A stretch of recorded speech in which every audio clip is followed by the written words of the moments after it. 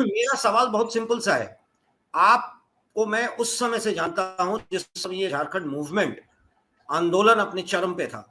आप उस समय एक युवा नेता होते थे और आपके नेतृत्व में हजारों की संख्या में बच्चे खड़े होते थे और होता था लड़ के ले बहु झारखंड।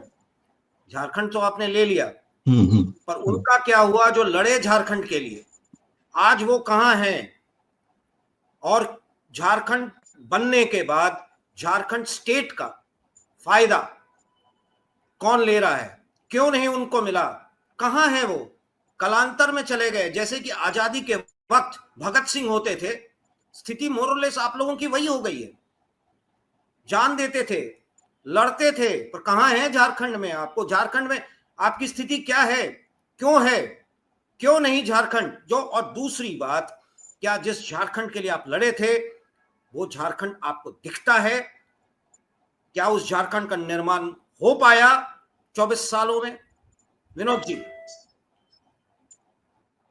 देखिए, ऐसा है कि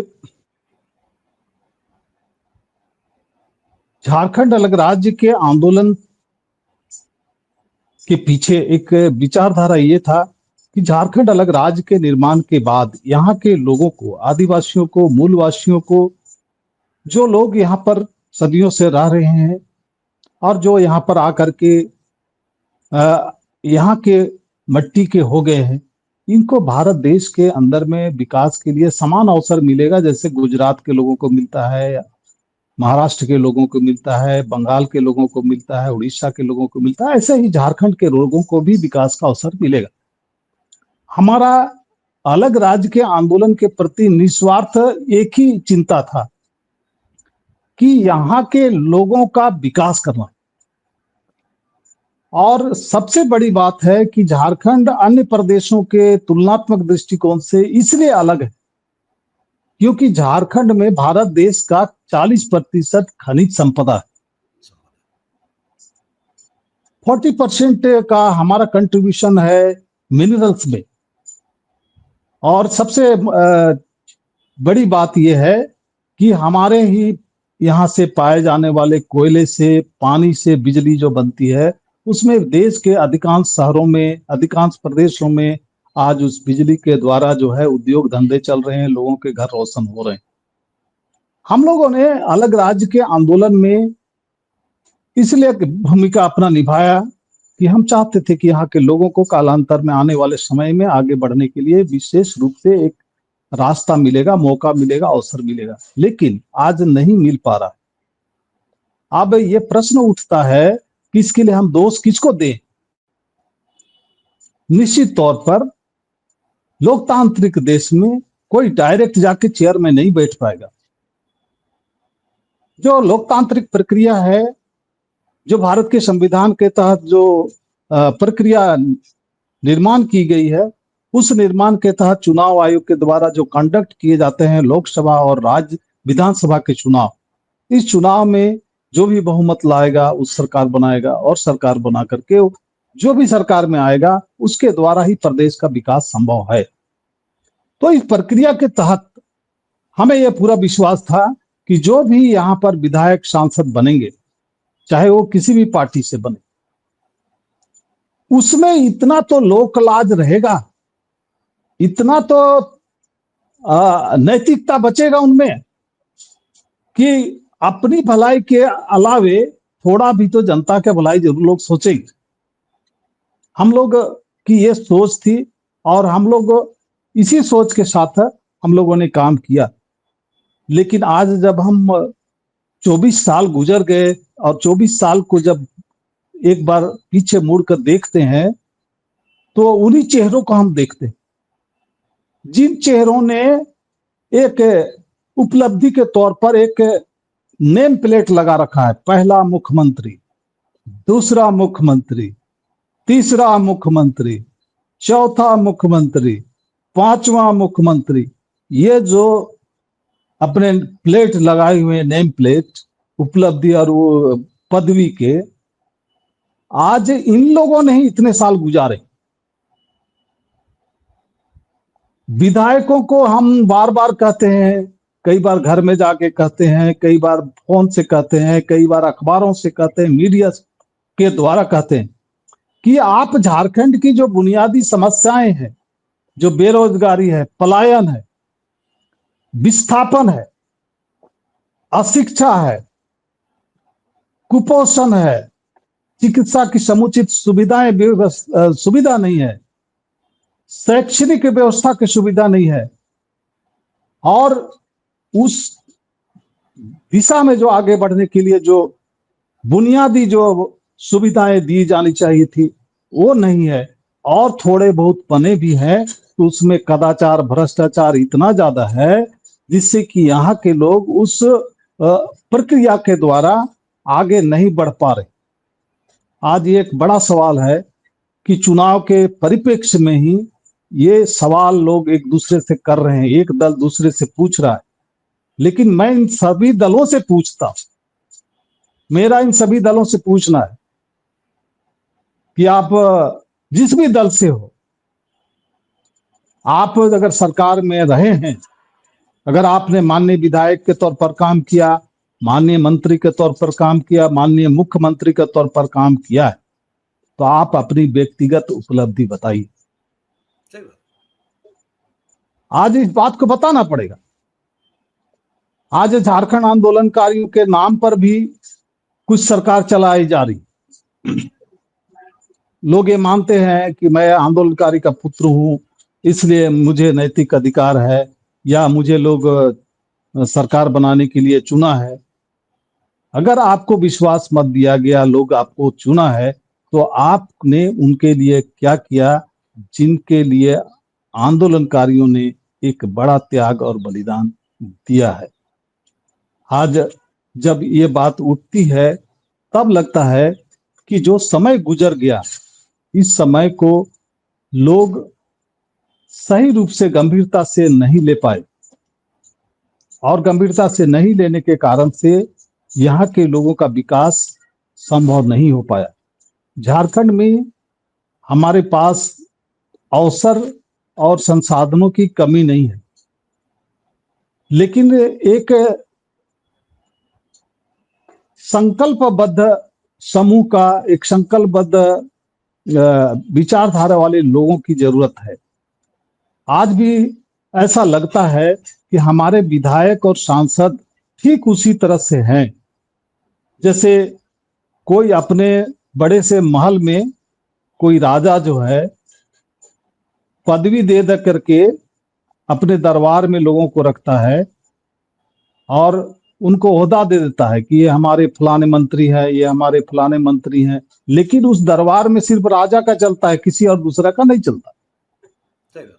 हमारे यहाँ का लोकतांत्रिक व्यवस्था, सबसे बड़ा शर्म की और लज्जा की बात यह है कि हमारे माननीय जो मुख्यमंत्री और मंत्री बनते हैं, हाउस में जो मेंबर बनते हैं, एमएलए बनते हैं, एमपी बनते हैं, हमारे झारखंड की आवाज को नहीं उठा रहे। आज झारखंड अलग राज्य के निर्माण में जो मुख्य मुद्दे रहने चाहिए थे, वो मुद्दे थे आदिवासियों के विस्थापन, पलायन और उसके संवैधानिक अधिकार, मूलवासियों के विकास के लिए उनको भी आनुपातिक रूप से विकास में समान अवसर।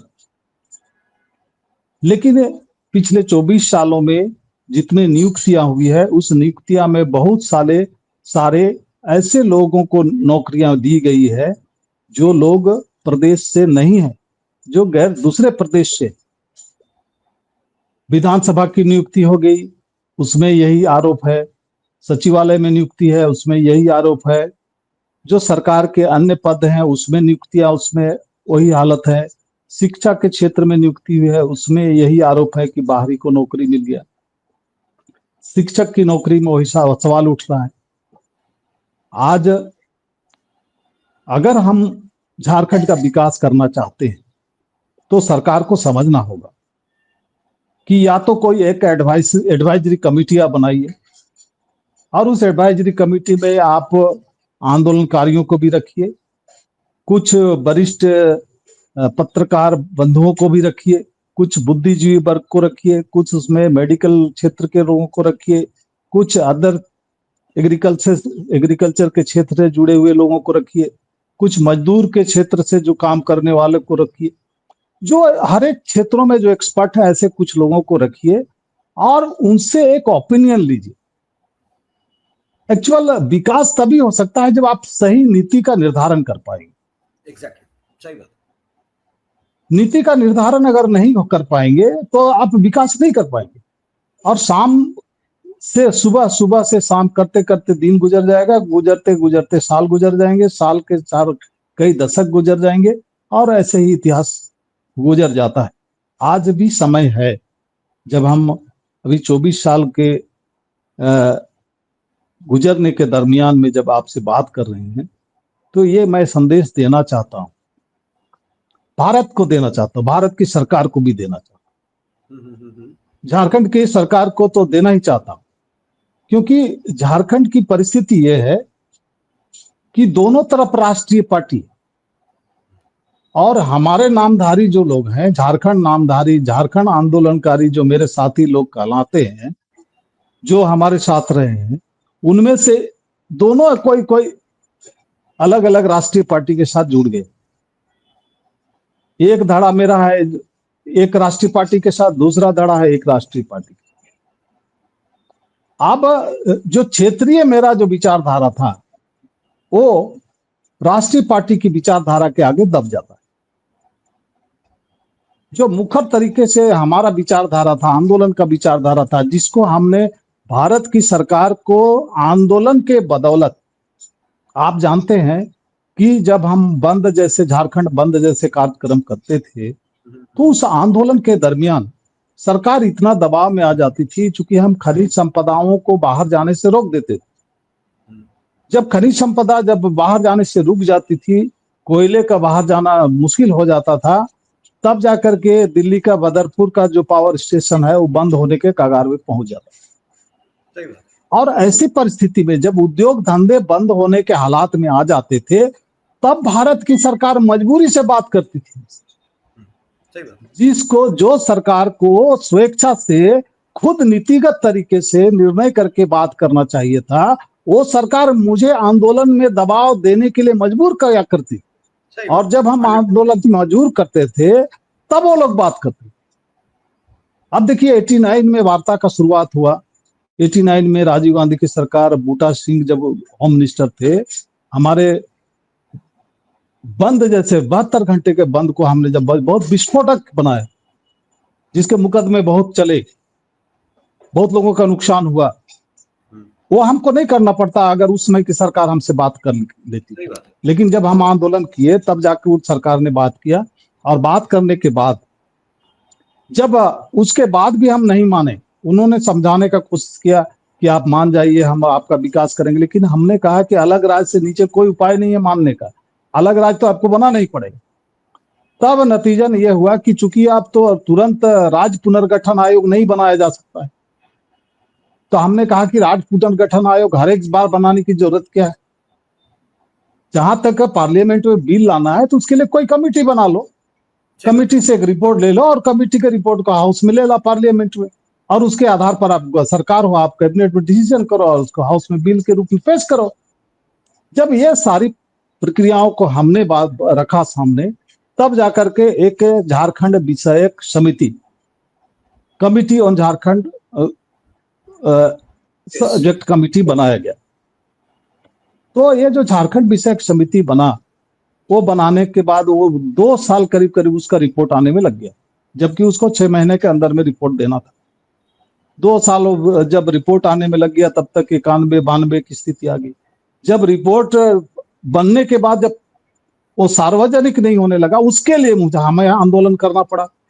आप जानते हैं कि हम नौजवानों को जो पढ़ाई लिखाई में थे, जो हम लोग भी कोई ऑफिसर बनते, बड़े बड़े ये अधिकारी बन सकते थे, हमारे समय को हम लोगों ने इसमें झोंक दिया।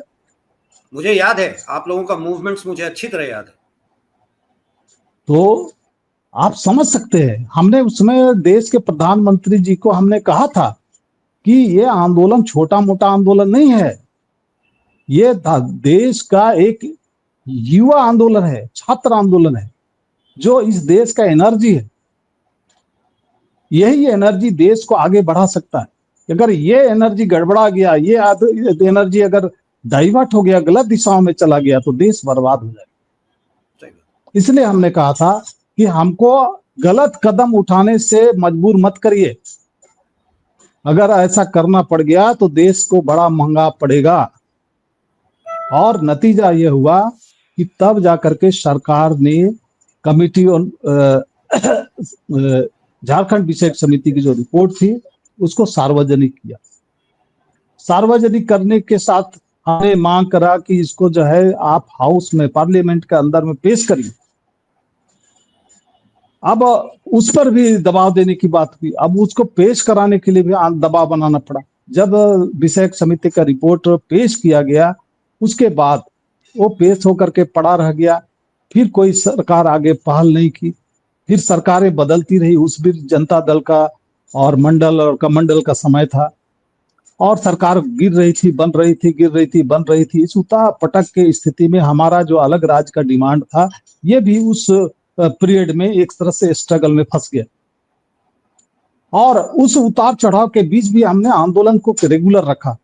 हमने जो भी सरकारें बदली, वीपी सिंह की सरकार बनी, चंद्रशेखर जी की सरकार बनी, गुजराल जी की सरकार बनी, हमने उनके साथ भी डायलॉग करा और हमने अपनी बात को रखा कि आप इसको नजरअंदाज करके नहीं जा सकते हो। ये देश का एक बहुत बड़ा महत्वपूर्ण हिस्सा है और हम वहां के छात्र हैं, हम वहां के रहने वाले। इसलिए हम कोई एमएलए एमपी नहीं है, हम स्टूडेंट है, फोर्स है, वहां के जो यूथ है। हमारा ही कल भविष्य है और युवा ही कल का भविष्य होता है। इसलिए आप हमको नजरअंदाज करके नहीं जा सकते। नतीजा ये हुआ कि सारे सरकारों ने बात तो करी, लेकिन सरकार ही अस्थिर हुआ करती थी। इसलिए हमारे मामले उस सब कुछ समय के लिए दब गए थे। लेकिन जब सरकार फिर दोबारा आई, नरसिम्हा राव जी की सरकार आई, एक बड़ा समय था नरसिम्हा राव जी का सरकार जब आई थी, क्योंकि नरसिम्हा राव जी के सरकार को 4 सांसदों की जरूरत थी। और सबसे सौभाग्य की बात थी कि हमारे झारखंड नामधारी जो दल थे, उसके 4 सांसद उस समय पार्लियामेंट में हुआ करते थे। और उस समय एसबी चौहान थे गृह मंत्री। उन्होंने पूना में जाके बयान दिया था, झारखंड अलग राज्य का जो आंदोलन है, इसका जो है एक ही समाधान है, सेपरेट स्टेट, उससे नीचे कोई उपाय नहीं। लेकिन वो पूना से जब तक वो दिल्ली लौटते तब तक दिल्ली में सौदा हो जाता है। और जब हम लोग पार्लियामेंट दिल्ली जाते हैं और जाके गृह मंत्री से मिलते हैं, तो एसबी चौहान ने कहा कि भैया आपके नेता को तो राज नहीं चाहिए। और ये जो राज नहीं चाहिए, जब गृह मंत्री ने ये बात कहा तो हम लोगों ने कहा कि भाई ऐसा कौन सा नेता पैदा हो गया? जब हम है आंदोलन का नेता तो और किससे आप बात किया? तो बोला हमको आंदोलन का नेता की जरूरत अभी नहीं है, अभी हमको सरकार बचाना है, इसलिए आपके जो सांसद हैं हमको उनकी जरूरत है। तो हमने कहा कि हम सांसदों को बात करते हैं। बोला सांसद आपके तो बात कर लिए, उनको तो कोई दूसरा चीज चाहिए। और उस समय एक बहुत बड़ा आरोप आंदोलन पर लगा कि जो नेता है वो झारखंड आंदोलन को बेच दिया। एग्जैक्टली। और ये इतिहास में एक बड़ा कलंक लगा। एक तरह से उस समय एक बहुत बड़ा सेटबैक झारखंड आंदोलन को लगा था। लेकिन उसके बावजूद नरसिम्हा राव की सरकार को, हमने नरसिम्हा राव जी से कोशिश करा कि डायरेक्ट बात करके इस मूवमेंट को और नतीजातन कुछ रिजल्ट देने ओरिएंटेड बनाया जाए। उसके बाद जब झारखंड विषयक समिति का जब रिपोर्ट आया, तो झारखंड विषयक समिति में 3 प्रोविजन, माने 3 तरह के उपाय बताए गए थे। झारखंड विषयक समिति में पहला उपाय बताया गया था कि मैक्सिमम ऑटोनोमस के साथ, अधिकतम स्वायत्तता के साथ स्वायत्त परिषद का गठन कर दिया जाए अगर आंदोलनकारी सहमत होते हैं। दूसरा उन्होंने सुझाव दिया था कि केंद्र शासित एक राज्य अन्य केंद्र शासित राज्यों की तरह झारखंड को भी एक केंद्र शासित राज्य बना दिया जाए। तीसरा सुझाव दिया था कि फुल फ्लेज अलग राज्य, जैसे अलग राज्य और हैं अधिकार के साथ, वैसे ही अलग राज्य बना दिया जाए। ये 3 तरह का सुझाव सरकार को कमेटी ने दिया था। लेकिन जब भी वार्ता होने लगी, हर सरकार टेबल में वही रिपोर्ट रख दे हुए, और उन लोग का कहना होता था कि भाई ये पहला जो सुझाव है मैक्सिमम ऑटोनोमस वाला, ऑटोनोमस। इस पर सरकार तैयार है और आप लोग इसमें सहमत हो जाइए तो हम लोग सरकार इसमें तुरंत हम लोग कार्रवाई कर ले। नतीजा यह हुआ कि हमारे 4 सांसद चूंकि जो समझौता कर लिए थे, एक तरह से कहना चाहिए कि 4 सांसद उसमें चाहते तो अलग राज्य बन गया होता, और अलग राज्य बन जाता तो इंटरिम गवर्नमेंट बन जाता। इंटरिम गवर्नमेंट 5 साल के लिए बन सकता था, 2 साल के लिए बन सकता था, 4 साल के लिए बन सकता था। इंटरिम गवर्नमेंट काम करने के बाद फिर इलेक्शन करा करके फुल फ्लेज गवर्नमेंट बन सकता था। ये प्रोविजन देश के संविधान के तहत हमको प्रावधान मिलता, लेकिन इंटरिम गवर्नमेंट बनाने पर भी कोई रुचि नहीं दिखाया गया। वोट के अगेंस्ट बीजेपी में की अलग सरकार राज्य के लिए भी कोई बीजेपी की सरकार थी ना, अटल जी की सरकार थी। हाँ, बीजेपी की सरकार थी। बीजेपी की सरकार, अटल जी थे। हाँ, हाँ, अटल जी की सरकार, अटल जी की जब सरकार आई, उसके पहले तो ऑटोनोमस की बात मैं बता रहा था आपको। ऑटोनोमस के जो बात है, तो ऑटोनोमस के समय में आपके लालू जी नरसिम्हा जो थे, राव। हाँ, नरसिम्हा राव जी थे, और लालू जी इसमें मानने के लिए तैयार हुआ नहीं करते थे। हम्म। लालू जी सीधे बोलते थे हमारे लाश में लाल झारखंड बनी। तो लाश में झारखंड बनी तो इसमें बड़ा विवाद उत्पन्न हो जाता था। बिहारी अलग तीर कमान लेके खड़ा हो जाए, झारखंडी अलग तीर कमान लेके खड़ा हो जाए। तो ये जो उतार चढ़ाव था, जो झारखंड आंदोलनकारियों के सामने एक बहुत बड़ा चुनौती बन के आता था, उस परिस्थिति में भी जब ऑटोनोमस पर बात हुआ तो हमारे आंदोलनकारियों के बीच में मतभेद हो गया। लेकिन हमने सुझाव दिया था कि सरकार बार बार जब ऑटोनोमस काउंसिल की बात करती है तो ऑटोनोमस काउंसिल को लेके इसको रिजेक्ट कर दो, इसको यूज करके दिखा दो कि इससे हमारा जो है सेटिस्फेक्शन होने वाला नहीं है, मेरा डिमांड का जो मूल स्वरूप है वो पूरा नहीं हो सकता है ऑटोनोमस काउंसिल से। इसको ले करके और उसके बाद फिर इससे आगे बढ़ा जाए। और इस प्रक्रिया करने के दरमियान में ऑटोनोमस काउंसिल बना भी, और ऑटोनोमस काउंसिल करीब करीब अलग राज्य के गठन तक चला भी। लेकिन उस अलग राज्य गठन तक जब तक चला, हमने उसका प्रयास किया कि सरकार को यह बता दिया जाए कि ऑटोनोमस काउंसिल सेटिस्फेक्शन नहीं दे सकता, सेटिस्फाई नहीं कर पाता है, इसलिए सेपरेट स्टेट आपको बनाना होगा। उसके बाद अटल बिहारी वाजपेयी जी की सरकार आई। अटल बिहारी वाजपेयी जी की सरकार आई, तब तक परिस्थिति इतने ज्यादा अलग राज्य के पक्ष में हो गए थे, और झारखंड के मैक्सिमम लोग अलग राज्य के समर्थक बन चुके थे। इसलिए कोई भी राजनीतिक दल को बिना अलग राज्य का समर्थन में बात बोले हुए झारखंड में राजनीति करना असंभव था। जब ये परिस्थिति बना तो बीजेपी की सरकार आने के बाद, और उससे पहले ही अटल जी ने एक घोषणा किया था झारखंड के सभा में कि मेरी सरकार आएगी तो हम अलग राज्य बना देंगे। वनांचल की बात की थी, मेरे से बात हुई हाँ, थी एयरपोर्ट पे। उन्होंने कहा था कि वनांचल दे रहे हैं। Yes yes. तो ये जो नाम का विवाद था झारखंड और वनांचल का, ये भी एक बड़ा वैचारिक द्वंद्व पैदा करके रखा। आम लोग तो नहीं समझ पाते हैं, लेकिन बुद्धिजीवियों के साथ जब डिस्कशन होता है तब इसकी सार्थकता समझ में आती है कि शब्दों का भी कितना बड़ा ताकत होता है, खेल।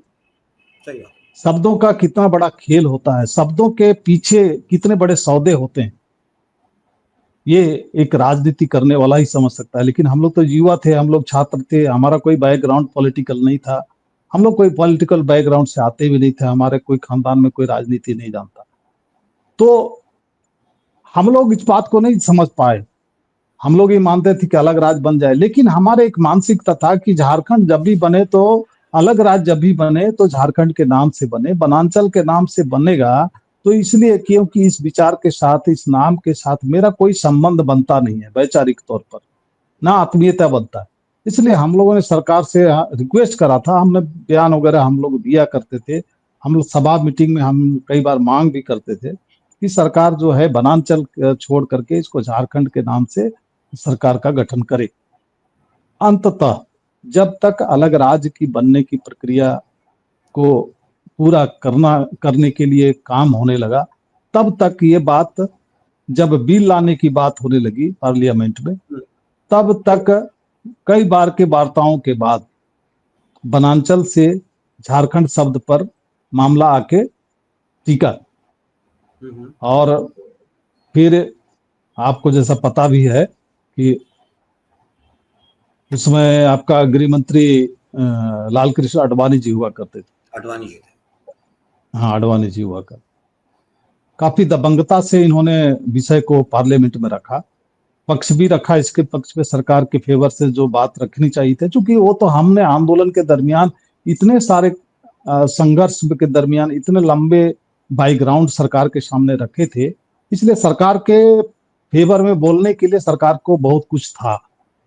तो पार्लियामेंट में जो बात रखी गई, उस बात के बाद जब बिल पास हुआ, और बिल पास होने के बाद आपको पता है कि एक ऐतिहासिक निर्णय हुआ। लेकिन इस निर्णय में झारखंड के निर्णय, ऐतिहासिक निर्णय के साथ दो गिफ्ट मिले, एक उत्तराखंड और एक छत्तीसगढ़। ये जो सरकार गिफ्ट दी है, निश्चित तौर पर आज जो उत्तराखंड और छत्तीसगढ़ के लोगों का विकास हो रहा है, उसमें झारखंड आंदोलन का एक, हाँ, झारखंड आंदोलन का, झारखंड के आंदोलनकारियों का एक बड़ा योगदान उसमें है।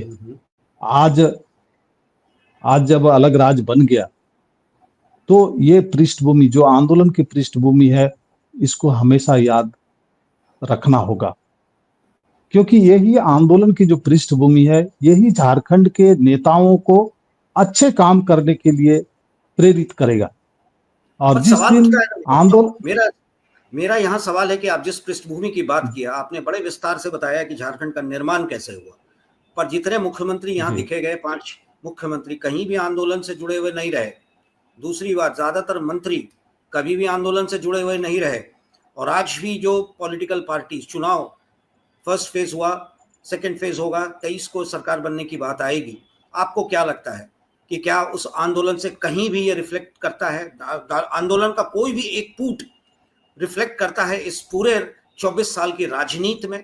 आपको कितना दुख होता होगा, मुझे महसूस हो रहा है।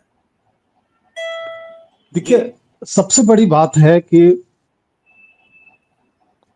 आंदोलन में जो लोग नहीं थे, वैसे ही लोगों को लोग मुख्यमंत्री बनाते। तो जो लोग बनाने के स्थिति में हैं, जो बनाने के लिए योग्य हैं, उनकी मानसिकता पता चलती है। आज मैं भारत की सरकार से कहना चाहता हूं, अब वर्तमान सरकार है, जिस पार्टी की सरकार है, उस पार्टी से भी मैं कहना चाहता हूं कि जब आपको अलग राज्य बनाने का मौका मिला, आपने बनाया आंदोलन के दबाव में। आप बोलते हैं कि बीजेपी ने झारखंड बनाया, ठीक है, आपने बनाया, लेकिन वो आंदोलन के पृष्ठभूमि थी, आंदोलन की बात नहीं की थी। हाँ, ये तो आंदोलनकारियों का नाम है झारखंड। यस। तो हम उस विवाद में उतना नहीं पड़े उस समय। हमने कहा कि चलो, आप समझा बुझा करके आप झारखंड में आकर के झारखंड के नाम से जो अलग राज्य बना दिया, हम ये मान के चलते थे कि आपके नियत में कोई खोट नहीं है, आप अंदर से बहुत साफ हो और सही मन से आप काम कर रहे हैं। अलग राज्य बनने के बाद हमको पूरा उम्मीद था कि जब सरकार बनाने की बात आई, तो पहले तो हम लोगों ने, आंदोलनकारियों ने, हम लोगों ने मांग रखा था कि अलग राज्य जब बन जाए, उसके बाद फ्रेश चुनाव हो। हम चाहते थे कि नया चुनाव हो, और नया चुनाव में जो माइंडेड आए वो सरकार बनाए। लेकिन चूंकि 32 विधायक बीजेपी से थे और 41 में सरकार बहुमत में बनना था, 42 जिसके पास हो जाता और बहुमत की सरकार बना लेता, वैसी स्थिति में 32 और 42 सिर्फ 10 विधायक और चाहिए थे।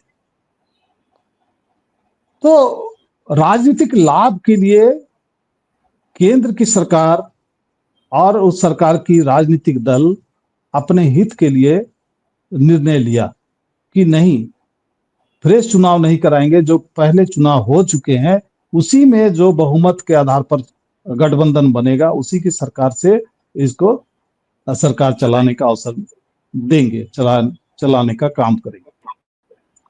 हम लोगों ने शायद आंदोलनकारियों ने इस विषय को, इस चाल को नहीं समझ सके। हम लोग ये समझते थे कि हम जितने दिल से साफ है उतना ही दिल से साफ दिल्ली का लोग भी होता है, सही बात। हम जितने दिल से ईमानदार है उतना ही अन्य राजनीतिक दल के लोग भी ईमानदार होते होंगे, लेकिन ऐसा नहीं हुआ।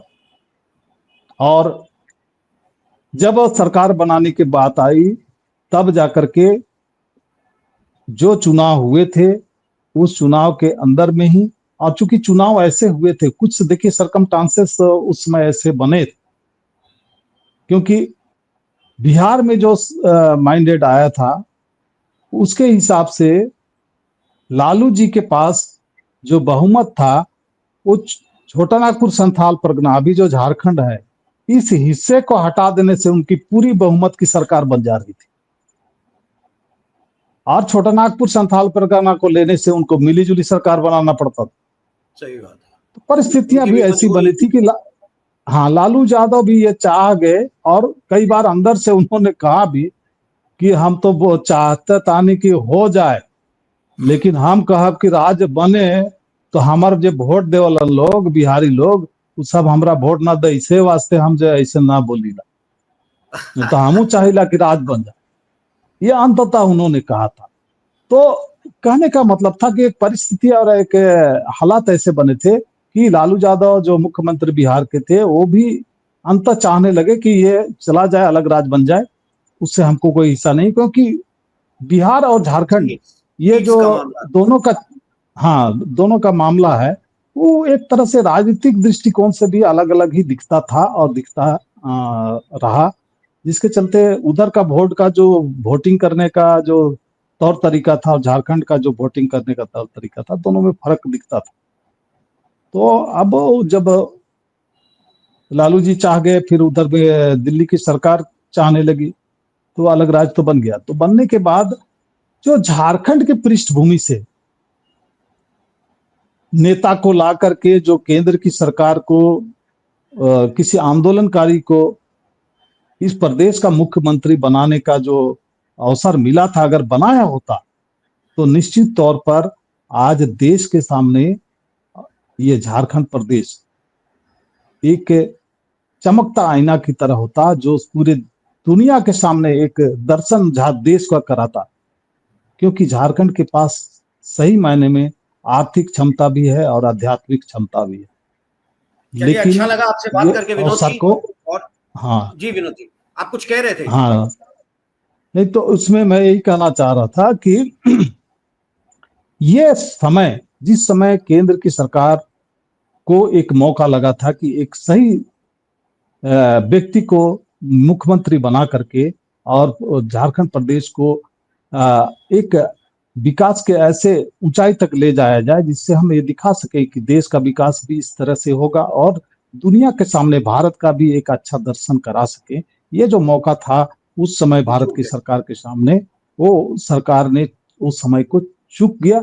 और आज की जो परिस्थिति है, आज की परिस्थिति यह है कि आंदोलनकारियों का लोग अपमान कर रहे हैं, आंदोलनकारियों की उपेक्षा की जा रही है, और सबसे बड़ी बात है ऐसा करके वो झारखंड के जो शहीद हैं उनकी उपेक्षा और अपमान कर रहे हैं। कहीं ना कहीं देखिए, ये चूंकि जीवंत दुनिया होता है, लोग बोलते हैं कि जो आप किए हैं उसका फल आपको भोगना पड़ेगा। इसलिए मैं राजनेताओं से भी कहता हूं कि आप ऐसा कुछ मत करो जिससे कि आपको उसका दुष्परिणाम भोगना पड़े। सही बात।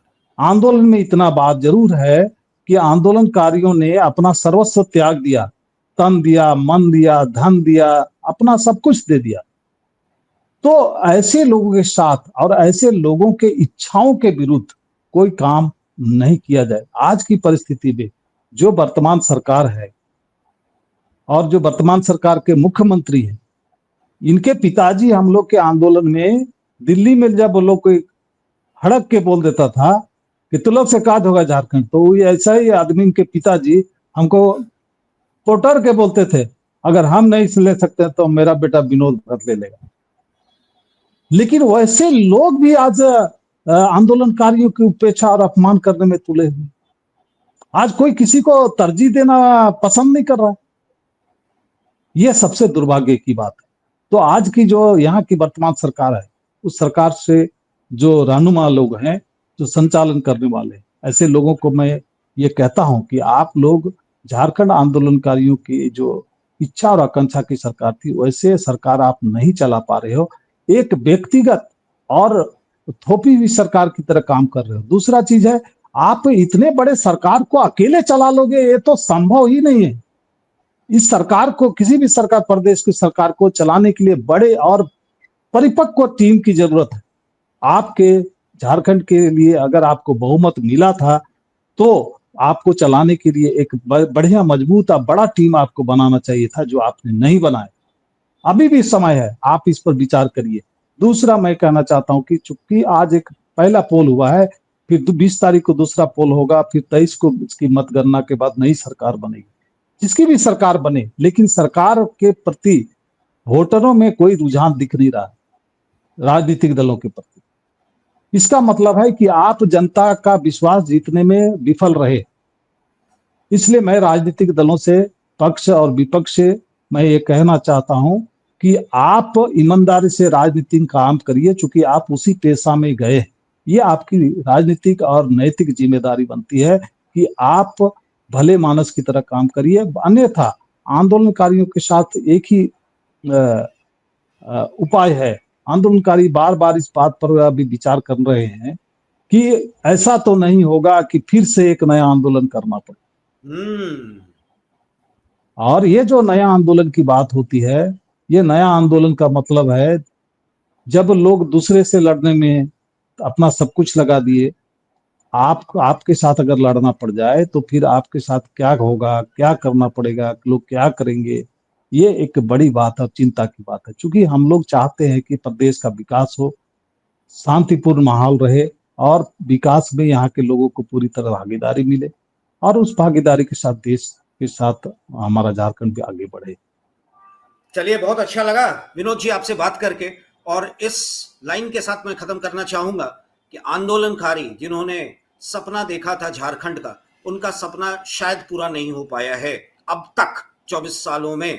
उनको कहीं ना कहीं ये अफसोस जरूर है कि शायद उन्होंने झारखंड मांग कर गलती की, या झारखंड देने के समय कुछ लोगों को पहचान नहीं पाए वो, और उनसे गलती हो गई। उनका शायद ये भी सोचना है कि अगर इस प्रदेश का विकास उस तरीके से नहीं होता है जैसा उन्होंने सोचा था, सपना देखा था, तो कहीं एक दूसरा आंदोलन झारखंड में फिर से ना शुरू हो, एक नए झारखंड और सपने का जो झारखंड है उसके निर्माण के लिए। मानना है हमारे विनोद जी का कि आज की तारीख में वोटर्स उदासीन है।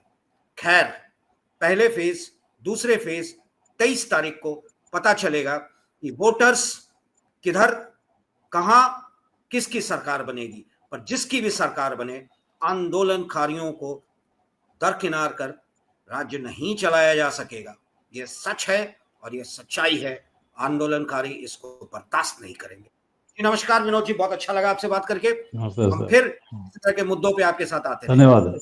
और आप हमसे जुड़े रहने के लिए सब्सक्राइब करें YouTube पर, फॉलो करें Twitter पर और लाइक करें Facebook पर। और ज्यादा जानकारी के लिए आपको टाइप करना होगा सिर्फ न्यूज़ नशा।